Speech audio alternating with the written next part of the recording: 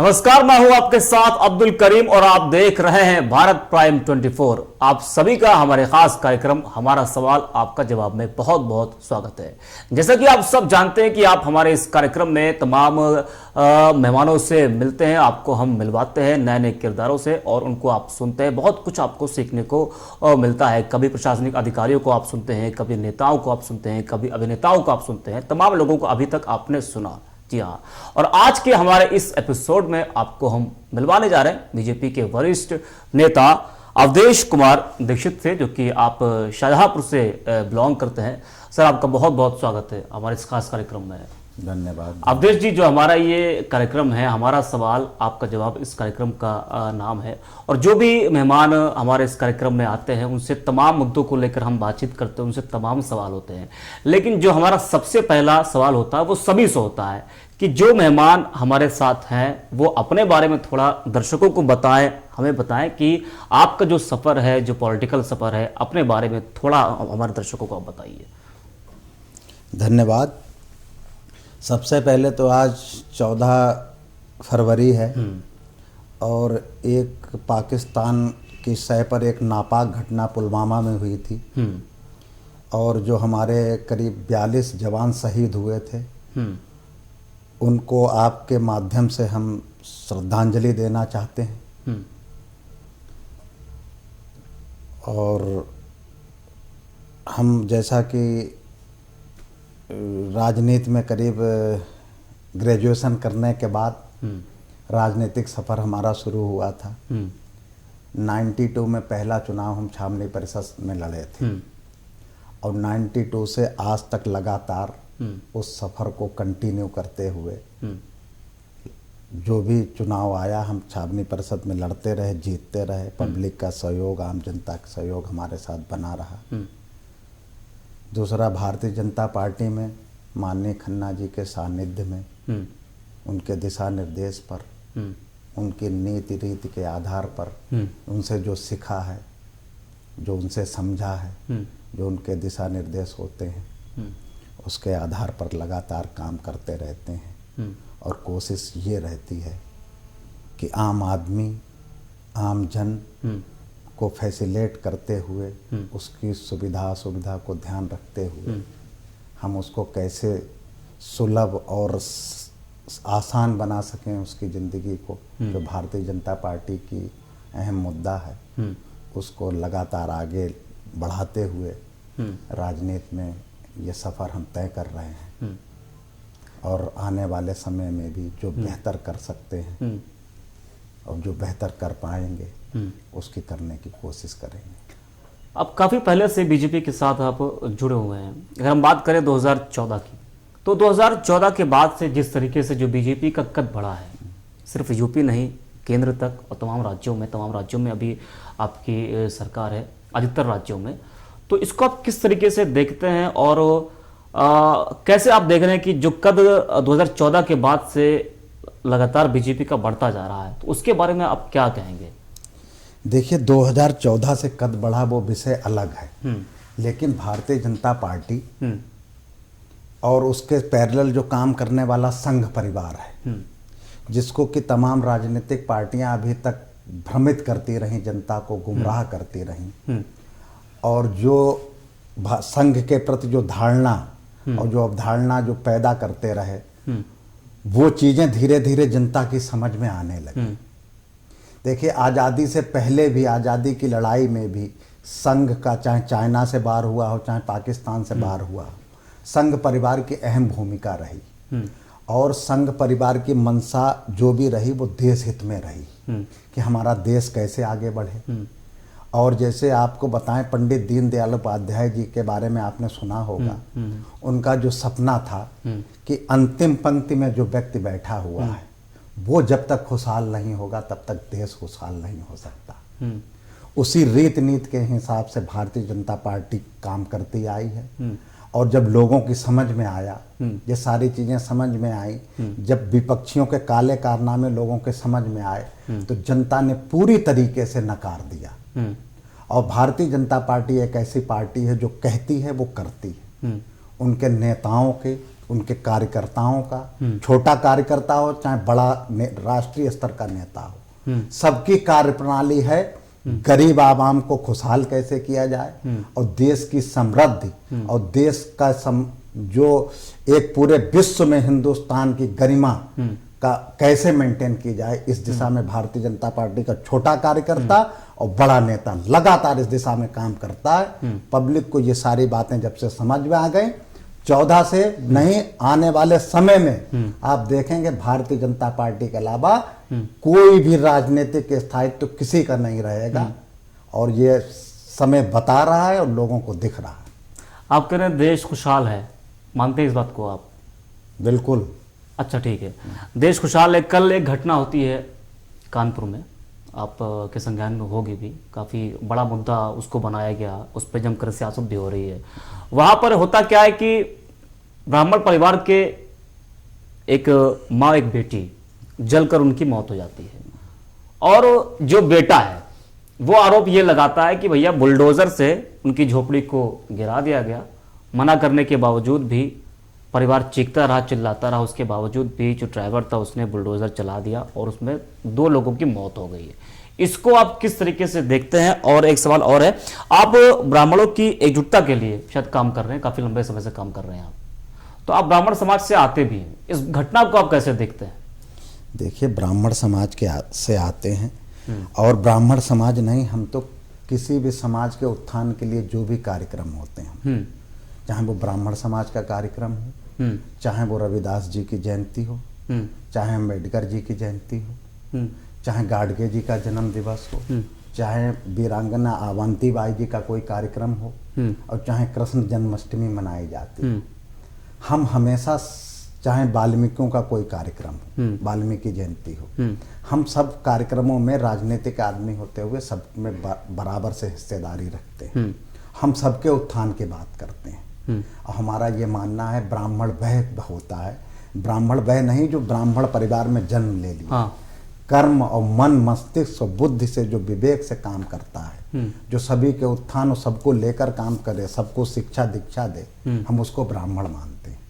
इस मुद्दे को में लगातार काम कर, इस मुद्दे को क्यों जोड़ा जा रहा है? इस मुद्दे पर जमकर इतनी सियासत क्यों हो रही है? बुलडोजर नीति, लोग कह रहे हैं कि जो है बाबा के बुलडोजर ने 2 की जान। सपा का लेटेस्ट बनाया, आपको हम बता देते, उसमें कांग्रेस भी जमकर उसमें सियासत कर रही है, और उसमें अखिलेश यादव ने भी एक प्रतिनिधिमंडल अपना भेजा है। उसमें सपा का कहना है कि योगी सरकार में ब्राह्मण निशाना बनाया जा रहा है। ऐसा है, विरोधियों के पास कुछ बचा ही नहीं। हाँ, भाजपा किसी जाति विशेष को लेकर कोई काम नहीं करती। हमने आपको पहले बताया, भारतीय जनता पार्टी हमेशा सर्व समाज को लेकर काम करती है, बल्कि सभी वर्गों को लेकर काम करती है।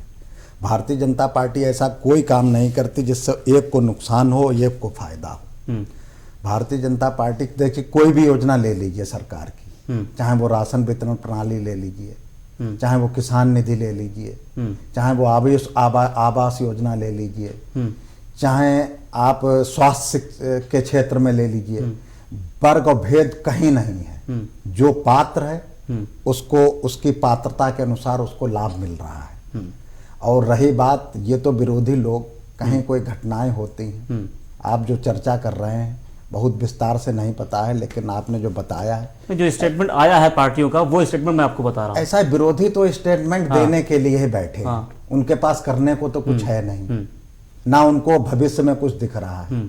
अब उन्हें तो कोई ना कोई मुद्दा तलाशते रहते हैं, रोज एक नया मुद्दा ढूंढ के लाते हैं, पब्लिक के सब समझा हुआ है, सब दरकिनार हो जाता है। फिर वो 10 दिन एक मुद्दा तलाशते हैं, फिर उस पर चर्चा करते हैं, लेकिन 24 घंटे से ऊपर उनका कोई मुद्दा नहीं। क्या आपको लगता है कि ऐसे मुद्दे को उठाकर एक समाज का वोट बैंक हासिल करने का प्रयास करते हैं ऐसे लोग? करते रहे, हमेशा किया है, हमेशा किया है। पब्लिक जब नासमझ थी, कुछ शिक्षा का आभास था, लोग समझ रहे हैं, लोग देख रहे हैं, उनका तो काम है पब्लिक को गुमराह करना, लेकिन लोग समझ चुके हैं, देश समझ चुका है, और सब जानती है पब्लिक। अब पब्लिक को गुमराह नहीं किया जा सकता, क्योंकि पब्लिक प्रत्यक्ष देख रही है, प्रत्यक्ष देख रही है कि कौन देश हित में काम कर रहा है, कौन समाज हित में काम कर रहा है, कौन गरीबों के लिए काम कर रहा है। अब गुमराह होने वाले वो जमाने चले गए। कोई मुद्दा 24 घंटे से ऊपर नहीं इनका चलता, चाहे वो समाजवादी का हो और चाहे वो कांग्रेस का हो, चाहे वो किसी पार्टी का। 24 घंटे 20-25 दिन में, महीने भर में एक मुद्दा ढूंढ के लाते हैं और 24 घंटे में वो मुद्दा दफन हो जाता। क्यों? पब्लिक बहुत होशियार है। 24 घंटे से ऊपर इन लोगों के मुद्दे चलते नहीं मानते हैं आप? प्रत्यक्ष है। कोई बता दीजिए एक मुद्दा 24 घंटे से ऊपर चला, सिर्फ हाईलाइट होने के लिए जो भी है। 24 घंटे से ऊपर कोई मुद्दा नहीं। 24 घंटे ऊपर कहां? देखिए ना, हर जगह सिसक, कहीं कुछ नहीं। कोई ऐसा मुद्दा नहीं है। कोई देश हित की बात करें, जहां भारतीय जनता पार्टी देश के विकास की बात करती है, जिससे कि देश आगे बढ़े, प्रदेश आगे बढ़े, लोग आगे बढ़े, उनसे भय है, इनको भयभीत है विरोधी। तो उस मुद्दों को दरकिनार करने के लिए जातिगत मुद्दे, कभी ब्राह्मण की बात करते हैं, कभी यादव की बात करते हैं, कभी व्यापारी की बात करते हैं। कुछ नहीं है, देश हित में काम हो रहा है, आदमी खुशहाल है, देश आगे बढ़ रहा है, कहीं कोई चिंता का विषय नहीं है। भारतीय जनता पार्टी और भारतीय जनता पार्टी के नेता अपना काम बहुत जिम्मेदारी से कर रहे हैं, लोग समझ रहे हैं। 9 राज्यों में चुनाव होने वाले हैं इसी साल। 2024 में लोकसभा का चुनाव है, तो किस तरीके से देखते हैं आप, और कितना ज़्यादा बदलाव देखने को मिलेगा इन 9 राज्यों के चुनाव में और जो आने वाला लोकसभा चुनाव उसमें? देखिए, हर चुनाव ले लीजिए, चाहे अभी पिछले चुनाव हुए, चाहे ब्लॉक प्रमुखी के चुनाव हुए, चाहे अभी MLC के चुनाव हुए, अभी कुछ बाई इलेक्शन भी हुए, तो हर चुनाव ले लीजिए। ऐसी ऐसी रामपुर की सीट उदाहरण है आपके लिए। रामपुर में आज तक कभी भी भारतीय जनता पार्टी को सफलता नहीं मिली, लेकिन रामपुर चुनाव में भी वहाँ के लोगों ने समझा, देखा, भारतीय जनता पार्टी कार्यप्रणाली को देखा, बहुत बड़ा परिवर्तन। तो रामपुर में तो इल्जाम ये लगाए गए हैं आप लोगों पर कि जो है बीजेपी वालों ने, प्रशासन ने वोट डालने नहीं दिया वहाँ पे। और एक बात और वहाँ पर कही जाती है, जो समाजवादी पार्टी के लोग कहते हैं कि अखिलेश यादव ने वहाँ पर आजम खान के लिए मेहनत भी नहीं की। तो खैर सपा के लोग कहते हैं, लेकिन जो बड़ा आरोप लगाता है वहाँ पर आप बीजेपी पर कि प्रशासन ने और बीजेपी ने मिलकर वहाँ के लोगों को वोट डालने नहीं दिया, इस वजह से वो सीट चली गई। देखिए, अखिलेश यादव और आजम खान क्या करते हैं, उनके क्या संबंध है, उससे हमें कोई लेना देना नहीं, लेकिन जनता वोट डालती है और जनता ही चुनाव का परिणाम तय करती है। ना शासन तय करता है, ना प्रशासन तय करता है। शासन राजनीतिक पार्टियों की छवि के आधार पर, राजनीतिक पार्टियों के अस्तित्व के आधार पर, राजनीतिक पार्टी पे जनता का क्या विश्वास है, उसके आधार पर नेता चुने जाते हैं। और ये तो EVM का हाईजैक कर लिया या प्रशासन ने चुनाव जीता दिए, ये तो सब बेकार की बातें हैं। कोई भी पब्लिक का चुनाव प्रशासन के से न जीता जा सकता है, न हराया जा सकता है। जनता का जनमत जिसके साथ होता है वो चुनाव में विजयी होता है। ये सब निराधार बात। इन्वेस्टर समिट हुई और इन्वेस्टर समिट में कई विदेशी कंपनियां आई, देशी कंपनियां आई, और ये कहा गया कि जो रोजगार बढ़ेगा और उत्तर प्रदेश का विकास होगा। तो जो विपक्ष है वो ये कह रहा है कि भैया 2024 का चुनाव करीब आ गया है, तो इनको विकास की याद आ गई, रोजगार की याद आ गई। आज भी लखनऊ के इको गार्डन में तमाम जो लोग हैं, जो अभ्यर्थी, वो भी महीनों भर धरने पर बैठे रहते हैं। जो शिक्षक अभ्यर्थी वो बैठे रहते हैं, और जब चुनाव आया है तो इनको जो है इन्वेस्टर समिट की याद आई है, रोजगार की याद आई है। इसको आप कैसे देखते हैं? देखिए, चुनाव आया, इन्वेस्टर समिट तो इससे पहले भी हुई लगातार सरकार काम कर रही है। और पहली बार ऐसा हुआ कि उत्तर प्रदेश सरकार का कैबिनेट मंत्रियों का डेलीगेशन विदेशों में जाकर और हिंदुस्तान में ये बताया उनको, अभी तक जंगल राज की वजह से उत्तर प्रदेश पे कोई विश्वास नहीं करता था, उत्तर प्रदेश में कोई आने को तैयार नहीं था। अब पूरा विश्व भ्रमित था कि जंगल राज है। अब वो बाबा जी के, योगी जी के आने के बाद जंगल राज समाप्त हुआ। देश में तो इस बात की चर्चा है। इसी प्रकार से हमारा डेलीगेशन कैबिनेट मंत्रियों का विदेश में गया, लोगों को विश्वास दिलाया, लोगों को बताया आप उत्तर प्रदेश में आइए, हम आपको फैसिलिटेट करेंगे, सारी सुविधाएं देंगे। अब वो जमाने चले गए हैं कि लूट के साधन हो। हम पब्लिक के लिए काम कर रहे हैं, देश के लिए काम कर रहे हैं। और उन लोगों को बताया, इन्वेस्टर मीट हुई, मैं भी उसका साक्षी रहा, जी। मैं भी वहां पर रहा, और वो अपॉर्चुनिटी है। और विकास की बात, जब विकास होगा रोजगार तभी आएगा। बिल्कुल। क्या रोजगार नहीं आ रहा? हम खुद भुक्तभोगी हैं, आपको बताएं, एक जमाना था जो आदमी एक जोड़ी चप्पल भी नहीं हुआ करती थी। कई लोग बाजार में नंगे पैर आया करते थे, बुजुर्ग गांव देहात से। जी। आज की तारीख में हवाई चप्पल सबके घर में अलग है, जूता अलग है, हर आदमी के पास 4, 6, 8 जोड़ी कपड़े हैं। हमने अपने पूर्वजों को देखा है। मेरे बाबा हुआ करते थे, गांव में रहते थे, एक धोती पहनते थे, आधी धोती ओढ़ते थे। हमारे पिताजी साधारण कर्मचारी थे, हम घर से उदाहरण दे रहे हैं, जनरल, वो भी एक धोती कुर्ता पहन के पूरा साल गुजार देते थे। आज की तारीख में हर घर में, हर बच्चे के पास, गरीब से गरीब जो बच्चा है उसके पास 8-10 जोड़ी कपड़े हैं। घर में पहनने का जूता अलग है, बाहर पहनने का जूता अलग है, चप्पल अलग है। हर आदमी साबुन इस्तेमाल करता है, हर आदमी शैम्पू इस्तेमाल करता है। पहले साबुन नहीं, तालाब की मिट्टी से लोग शरीर धोया करते थे।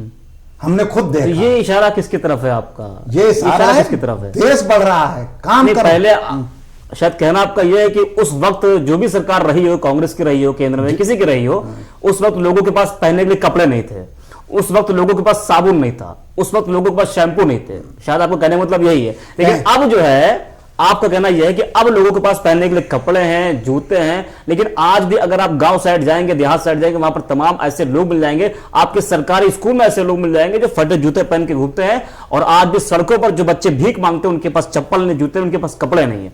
आप कह रहे लोगों के पास कपड़े हैं आज? देखिए, आप बताइए। भीख मांगना तो वो भी इस देश के नागरिक है ना। वो भीख मांगना वो एक प्रायोजित तरीके से चला आ रहा है, उस पर भी गवर्नमेंट काम कर रही है। देखिए, भीख मांगना, अगर कोई विकलांग है, विकलांग के लिए गवर्नमेंट काम कर रही है। भीख का सवाल कहां से? ये तो प्रायोजित एक चला आ रहा है, और ये बड़ी विडंबना है। हमको खराब लगता है जब कहीं सड़क पर निकलते हैं, अगर कोई आदमी भीख मांगता है। हम आपको बताएं, हमको तो कोई अगर हष्टपुष्ट महिला, कोई बच्चे भीख मांगते हुए आते हैं तो उनको बुलाते हैं, बाकायदा कहते हैं, और हमें ये बहुत खराब लगता है। सरकार को उसमें कुछ करना चाहिए। सरकार क्या नहीं कर रही है? सरकार देखिए तमाम योजनाएं ला रही है, फ्री राशन दे रही है गरीबों के लिए, चिन्हित करके, और तमाम पेंशन योजनाएं आ रही हैं गरीबों के लिए। कोई भेदभाव नहीं है। जो अगर पात्र है, ऑनलाइन सिस्टम है। पहले तो ऐसा होता था, तमाम चंद लोग दलाल होते थे जो लिस्ट बना लेते थे, चाहे वो अमीर की बना ली, चाहे गरीब की बना ली, और उसको वो योजनाएं मिल जाती थी। अब तो ऐसा नहीं है। अभी आपने देखा होगा पिछले उसमें कई राशन कार्ड निरस्त हुए जो अपात्र लोगों को मिल रहे थे। अब गवर्नमेंट जो गरीब हैं, जो वाकई में जिसको जरूरत है, उसके लिए गवर्नमेंट काम कर रही है, लेकिन समय लगता है। जो 10 साल में परिवर्तन दिखा, जो 75 साल नहीं हो पाया। आजादी का अमृत महोत्सव 75वां साल हम मना रहे हैं, जो 75 साल में नहीं हो पाया, 55 सालों में नहीं हो पाया, और 10 सालों में इतना बड़ा परिवर्तन। आप देखते रहिए, 25 आने दीजिए, 30 आने दीजिए, 10 साल और इंतजार करिए, देखिएगा हिंदुस्तान अमेरिका से आगे होगा और हर आदमी खुशहाल होगा। सब रखें। शिक्षा के क्षेत्र में काम कर रही है। सबसे बड़ी चीज हिंदुस्तान को जरूरत शिक्षा की थी। जब तक देखिए, शिक्षित व्यक्ति जो होता है उसके सोचने का नजरिया अलग होता है, उसका काम करने का नजरिया अलग होता है। जब शिक्षित व्यक्ति होगा, जब शिक्षा का पूरी तरीके से प्रसार लगभग हो चुका है, सरकार काम कर रही है, जब हर आदमी 100% साक्षर हो जाएगा, तो जो भीख और इस तरीके की बातें कर रहे हैं, आप स्वतः खत्म हो जाएंगी। इसके लिए कोई अब भिखारियों को पकड़ के जेल में नहीं बंद किया जाएगा। उस पर काम करने का तरीका है, शिक्षित करो, उनको जागरूक करो, अगर उनको कोई असुविधा है तो उनको फैसिलिटेट करो। वही काम गवर्नमेंट कर रही, देखिएगा। मौलाना अरशद मदनी है, एक मंच से वो अल्लाह और ओम को एक जैसा बताते हैं, उसके ऊपर जमकर सियासत होती है, और उस मंच पर जो तमाम धार्मिक गुरु बैठे थे वो मंच छोड़ देते हैं। उसके बाद गिरिराज सिंह, उनका एक बयान आता है, वो कहते हैं कि ऐसे लोगों को पाकिस्तान भेज देना चाहिए था। इसको आप कैसे देखते हैं? देखिए, अपने अपने सोचने का नजरिया है। धरती पर जो भी जिसने जन्म लिया है इंसान के रूप में, अब जन्म लेने से पहले कहीं कोई अप्रोच तो चलती नहीं है, बिल्कुल, ना किसी राष्ट्र के नेता की चलती है, ना किसी आदमी की अप्रोच चलती है, ना वहां कोई सिफारिश चलती है। वो तो ईश्वर ने जिसको जहां जन्म दिया, किसी को ब्राह्मण घर में जन्म दिया, किसी को बनिए के घर में जन्म दिया, किसी को मुस्लिम के घर में जन्म दिया, ये उसका दोस्त तो नहीं, हर आदमी इंसान है। और जो हम तो ये मानते हैं जो दुनिया में पैदा हुआ है, जो विचारों से अच्छा है, जो अच्छा सोचता है, जिसको हम अच्छी शिक्षित करके बड़ा पालते पोसते बड़ा करता है, हर आदमी को देश हित में सोचना चाहिए। जो देखिए हिंदुस्तान आजाद हुआ, आजादी से लेके आज तक इतिहास है। अब्दुल कलाम जी हमारे राष्ट्रपति रहे, जिन्होंने कितने बड़े बड़े काम किए, पूरे विश्व उनको सराहना करता है। तो कहीं कुछ ऐसा नहीं है, तो लोगों की सोच है, लोग गुमराह करते हैं। यही नजरिया बदलना होगा, यही सब इस दिशा में सबको, हमको, आपको, सबको काम करना पड़ेगा। आप लोगों की सहयोग की भी जरूरत है। तो इस नजरिया को हम तब बदलेंगे ना जब गिरिराज सिंह जैसे लोग अगर रहेंगे, ओवैसी जैसे लोग जैसे कि बयान देते हैं तो तमाम लोग उनके ऊपर निशाना साधते हैं। अगर ऐसे लोग विवादित बयान देंगे समाज में तो कैसा फिर देश बदलेगा हमारा, आप बताइए। देखिए बयानों से फर्क नहीं पड़ता है। नहीं, हमने आपको बताया लोग जागरूक हों, लोगों को ये पता लग रहा है। करने की जिम्मेदारी किसकी? जो जनप्रतिनिधि है, लोग जागरूक हैं। वो बयान की चर्चा आप कर रहे हैं, मीडिया पे, चैनलों पे हो रही है, तो चर्चा करने की मजबूरी आप बनी ना। जब चर्चा ऊपर से यहां तक बयान आया तो चर्चा यहाँ पर शुरू हो रही है। पब्लिक का कहीं से उसमें कोई वो रुचि नहीं है, बिल्कुल नहीं है। हम तो जनमानस के साथ जुड़े हुए हैं, लोगों के साथ बैठते हैं, चर्चा करते हैं। टीवी चैनलों पे होती है, गिरिराज सिंह की, ओवैसी की, उसकी काम करने वाले लोग अपना काम कर रहे हैं, आगे बढ़ रहे हैं, सही दिशा में। कोई बयान देगा तो ही तो चर्चा होगी ना। अरे बयान कैसे हो जाएगी फिर? हमने बताया ना, बयान देने वाले लोग 24 घंटे में अपनी टीआरपी बढ़ाने का काम करते हैं, वो उनका काम चलता रहेगा। पब्लिक अपना काम कर रही है, राजनेता जो देश हित में काम करने वाले लोग हैं वो अपना समाज पे इसका असर कोई नहीं पड़ने वाला, कोई असर नहीं पड़ने वाला, कोई नहीं, बिल्कुल नहीं। लोग समझ चुके हैं। आप देखिएगा आने वाला समय, आप आने वाला समय देखिएगा, जो हिंदुस्तान को विश्व गुरु बनाने की बात चल रही है, उसमें यह नहीं है कि अगर यहां पर 1 लाख लोग रहते हैं हिंदुस्तान में तो विश्व गुरु 50,000 लोग नहीं बना लेंगे। उसमें 1 से 1 लाख तक की भागीदारी चाहिए। उस दिशा में भारतीय जनता पार्टी काम कर रही है। शिक्षा का प्रसार हो रहा है, हर आदमी शिक्षित हो रहा है, लोग समझ रहे हैं। गुमराह किया जा रहा है रामपुर को लेके कि सरकार ने चुनाव जिता दिया या प्रशासन ने चुनाव जिता दिया, बिल्कुल नहीं। जनता समझ रही है, जनता देख रही है कि देश हित में कौन काम कर रहा है। देश का हित जब ही होगा जब आम आवाम का हित होगा, कुछ नहीं है। ये तो सब अभी कल ही अब्दुल्ला आजम पर कार्रवाई हुई और आजम खान को 2 साल की सजा हो गई। अब उनके बेटे अब्दुल्ला को उनकी विधायकी भी चलेगी। देखिए कानून अपना काम। विपक्ष कहता है कि भैया जो बीजेपी वाले उन पर तमाम मुकदमे, उनके मुकदमे वापस हो जा रहे हैं, उनके मंत्रियों पर कार्रवाई नहीं हो रही। देखिए कहीं कोई सुनने वाला नहीं था। जंगल राज्य था, एक एसडीएम मंत्री के यहाँ चपरासी रहता था, जिलाधिकारी को अपना स्वतंत्र रूप से काम करने का अधिकार नहीं था। वो सारी चीजें खत्म हो रही हैं। राजनेता अपना काम कर रहे हैं ईमानदारी से, जनता अपना काम ईमानदारी से कर रही है और प्रशासन अपना काम ईमानदारी से कर रहा है। सब कुछ बदल रहा है, सब बदलेगा और हिंदुस्तान की गरिमा पूरे विश्व में मेंटेन हो रही है। आप लोग प्रशासन इतनी ईमानदारी से काम कर रहा है, कानपुर की घटना किसी से छिपी नहीं है। अभी आप बोलेंगे बार बार वही जिक्र कर रहे हैं आप, लेकिन आप कल की घटना क्या ही बताइए, कितनी दर्दनाक घटना थी, आप समझ सकते हो उस घटना को। आप देखिए ऐसा होता है, कहीं पर कुछ से कुछ कमी भी हो जाती है। 100% कहीं कोई अभी 100% सुधार की स्थिति में हम नहीं हैं, उस दिशा में हम काम कर रहे हैं। हम 70-80% तक सुधार कर चुके हैं और जो 10-5% कमियां रह गई हैं उसी दिशा में हम काम कर रहे हैं। तभी तो देश विश्व गुरु बनेगा, जब हम 100% सुधार कर लेंगे। आप विश्वास रखिए, देश मोदी विश्व गुरु योगी बनेगा के राज्य में पूरा देश, पूरा आवाम, हर वर्ग के लोग सब खुशहाल होंगे, सबकी भागीदारी होगी। जिसकी जो जैसी भागीदारी उसकी वैसी हिस्सेदारी, सबकी भागीदारी होगी और हमारा देश हिंदुस्तान विश्व गुरु बन के रहेगा।